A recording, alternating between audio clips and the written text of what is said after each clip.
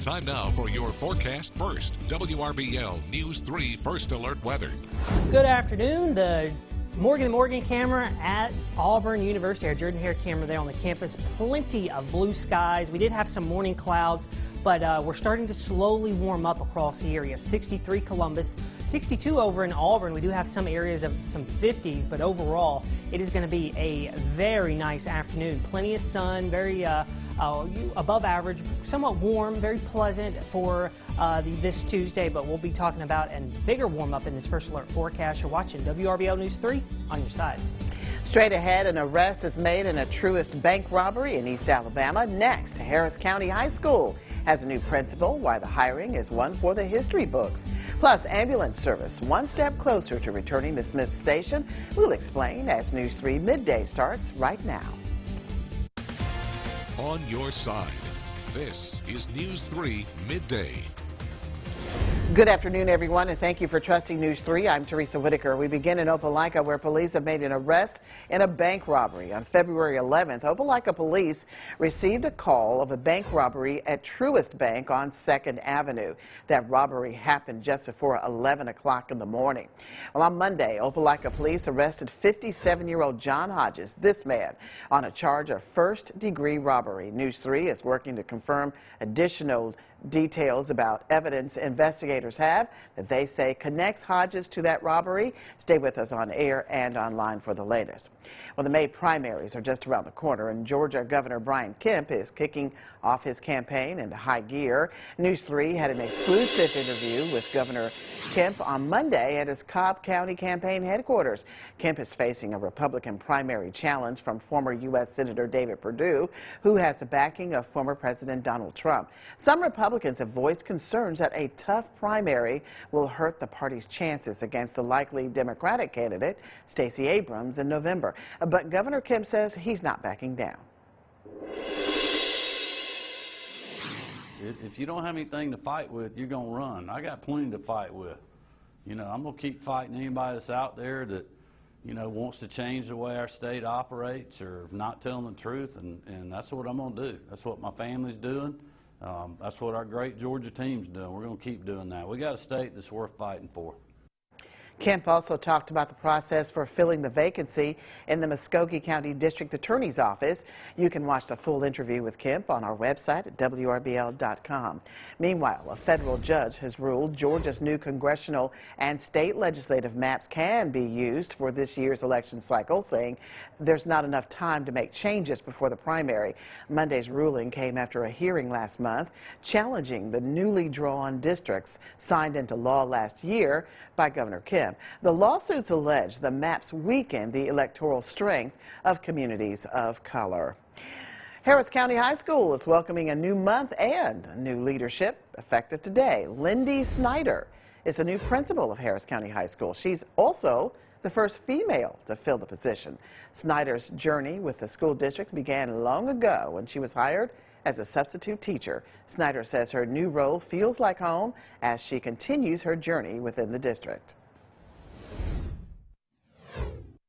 Really gives me a sense of pride knowing that I have the confidence of the district and the county behind me. As a female, you know, I don't really think about that a lot, but then when you put in perspective, tell these other females you can be anything you want to be. I have 2 daughters of my own, and to know that I can show them that the world is opened up to them in whatever capacity they would like to have that, and also these students that, you know, yeah, you're a female, but you can do anything you want to do. Snyder is also one of 3 current Harris County School District principals who graduated from Harris County High School. Taking you now to East Alabama, where Monday evening the Lee County Commission conditionally approved moving forward with the Smith Station Fire District as long as the county attorney gives the okay. As News 3's Elizabeth White reports, this means the Smith Station Volunteer Fire Department would transition to a career department, and life-saving ambulances could get back on the road. All in favor signify by saying aye. Aye. Any opposed? Smith Station Fire is one step closer to reestablishing its ambulance service by forming a fire district. The move, already approved by Smith Station City Council, comes after the department suspended ambulance service on February 5th due to funding and staffing shortages. Time is of the essence here. I mean, every day that that ambulance isn't in service is a day that emergency calls could get possibly delayed, and so we do want to get it up and running as soon as possible. The ability to do transports for medical emergencies is not where it needs to be, and this would be a step in direction to get that to happen. Response time is around 40 to 60 minutes. So I was just making it personal with my mother. My mother's in her 70s. If something a heart accident would happen to her, there's an opportunity that she won't live. The response time is unacceptable. By becoming a fire district, Smith Station Fire would be similar to Beulah with paid employees and ambulance. Fees are established by a board, but Sexton says citizens could pay about $12 a month on top of the $4 fire fee. Mayor Copeland says creating a fire district improves response times and will lower insurance rates, saving citizens money over time and potentially their life. We ran 16 medical calls just on Saturday, and of course, without having that ambulance available, there was some extended wait times for ambulances to come from Auburn and Opelika. Sexton hopes if all goes as planned, ambulances could be back in service in the next several months. Reporting in Lee County, Elizabeth White, WRBL News 3, on your side. As we head into the break, we want to thank you again for trusting News 3. Coming up, day 6 of Russia's assault on Ukraine. We'll have the latest on the fighting and efforts to choke the Russian economy. And right now, we'll take you back out to our Jordan-Hare camera on the campus of Auburn University. It's a fantastic afternoon shaping up. Temperatures in the 60s right now. 67 is our average high in Columbus. We're anticipating these highs to get into the 70s, but it's going to be a very nice day and a very nice week ahead. That first alert forecast coming up.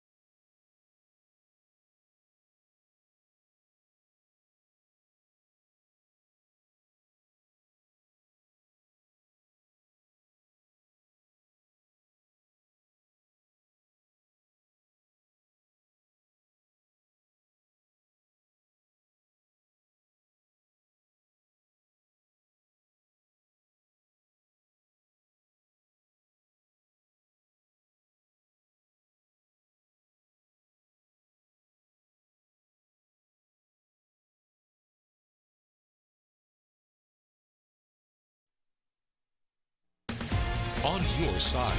You're watching WRBL News 3 Midday.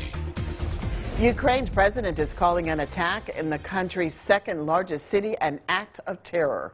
It comes as 200 U.S. troops arrive in Germany to form part of NATO's eastern flank as the Russian offensive continues in Ukraine. Deborah Alfarone has more. Explosions rocked a government building in Kharkiv's Freedom Square and nearby residential areas Tuesday morning. Ukraine officials say several were killed and many injured. Ukraine's President Volodymyr Zelensky called the strike an act of terror, saying there were no military targets in the area. The assault on Ukraine's second largest city comes as Russia's 40-mile military convoy rolls closer to the capital city of Kyiv.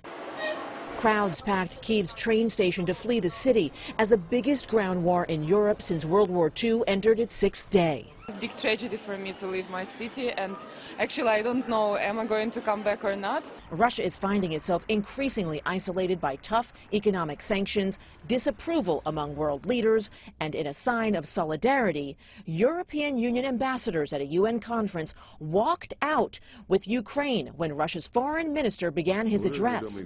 A new CBS News poll shows that Americans are concerned about a wider war, but President Biden is downplaying Vladimir Putin's decision to put nuclear forces on alert. Mr. President, should Americans be worried about nuclear war? No. 200 American troops landed in Germany Tuesday. They are part of NATO's eastern flank. Their arrival comes as Russia's defense minister says it will continue its Ukraine operation until its goals are achieved. Deborah Alfarone, CBS News, the White House. You're watching News 3 Midday, and there's more news to come, but first, Cody is keeping an eye on the conditions outside for us. That's right, Teresa. The morning clouds have finally moved out, and we're getting a lot of sun across the region. Temperatures are warming up. We're at 63 degrees right now. We're going to be in the 70s this afternoon. That forecast coming up next.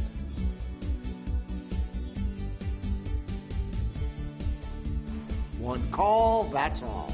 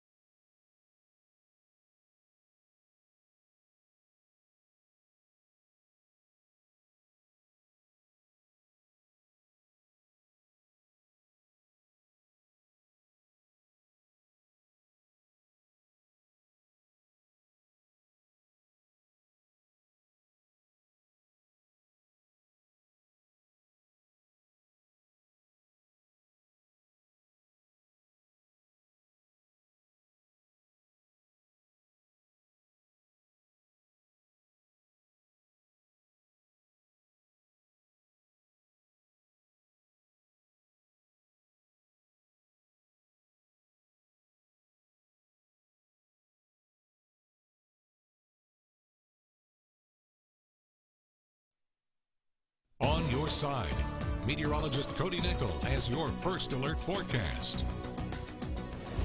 Welcome back and good afternoon. The weather headlines this midday: decreasing clouds, and it's going to be pleasant. Really, the clouds are gone for the day right now, and we're going to be having a steady warm up, mid to upper 70s as we go throughout the rest of the week. We're going to be in the low 70s today, and yes, we're talking about 80s by Friday and for the weekend.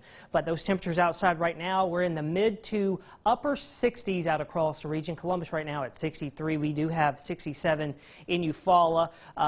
Some cooler readings up towards the north around Lafayette at 61, but overall everybody's going to be warming up as we go throughout the afternoon. You saw those clouds that built in this morning. Those have pushed off towards the south and to the east. High pressure is really building in as we go throughout really this upcoming week. So we'll walk you through that temp and radar forecast. Temperatures are going to be pretty pleasant, pretty nice today, and even for your Wednesday, even though we're going to start out in the 40s, some upper 30s again like we saw today, it's going to be even warmer. We're going to be talking about some middle 70s in the forecast as we get into Wednesday, and then the temperatures only continue to climb as we get into Thursday, and really just a brush of some clouds, but overall it's going to be pretty sunny conditions across the southeast. So high pressure will build in. That's going to keep us dry. That's going to keep us stable. That's also going to let us or help us warm up as we go throughout the rest of this week. So we're not talking about any rain, at least through Friday and the weekend. It's going to be pretty fantastic, even though those temperatures are going to be climbing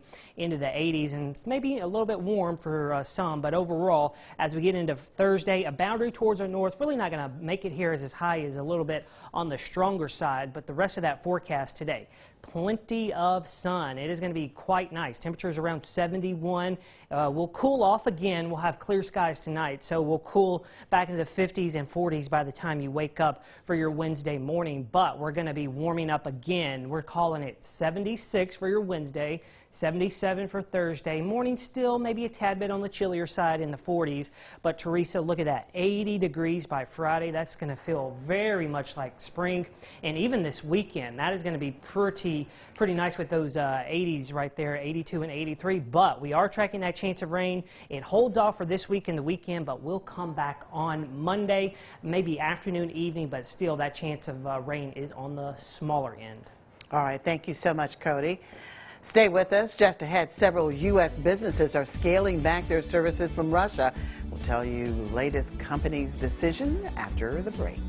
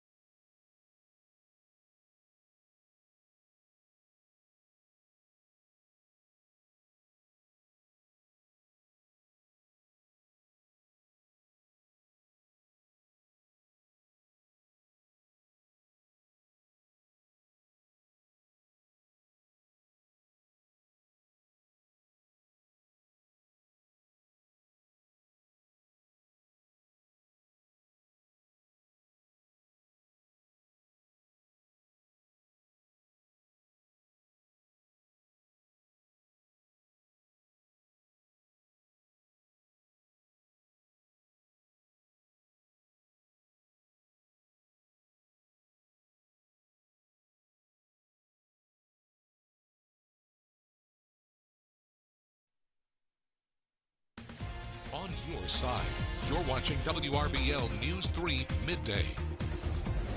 Many businesses are pulling back from Russia. Disney will stop releasing films there, and Netflix blocking state TV channels. General Motors became the latest automaker to announce it won't export cars to the country, and possibly the one with the biggest consequences, oil company Shell said it's joining BP in exiting its ventures in Russia. Target employees are about to get pay raises. The company's bumping starting wages to as much as $24 an hour for some of its employees. All workers will make at least $15 an hour, but could get nearly $10 more depending on the job and the location. Target is also adding to its health care benefits, including free virtual physical therapy and enhanced fertility coverage. Today you can celebrate National Pancake Day with a free stack. IHOP is bringing back its National Pancake Day deal. From 7 a.m. until 4 p.m. you can get a free short stack. The event also serves as a fundraiser for local charities.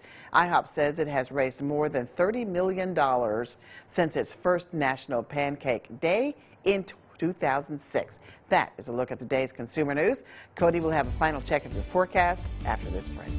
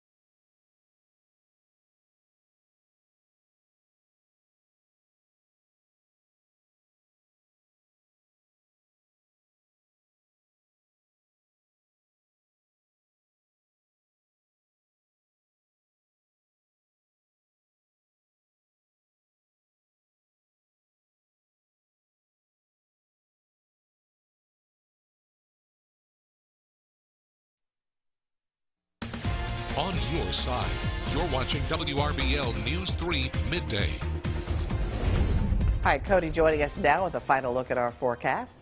Yes, and it's a very nice afternoon, Teresa. 60s right now. We're going to be in the 70s later today. We're going to be above average. You see our average high around 67 degrees. We're going to be well above that as we go throughout the remainder of this week. 10 degrees above average as we get into Thursday. 80s by Friday. And this weekend, look at that, 82, 83. Clouds do build in late on Sunday, but still, that's not going to be a spoiler. And then that chance of rain does hold off as our next frontal system finally pushes in. That's going to move in Monday afternoon, Monday evening for just a slight chance of rain. But overall, today's going to be nice, and the rest of this week is going to be pretty nice as well. All right. Thank you so much, Cody. And thank you for watching News 3 Midday. Have a safe and pleasant afternoon, everyone.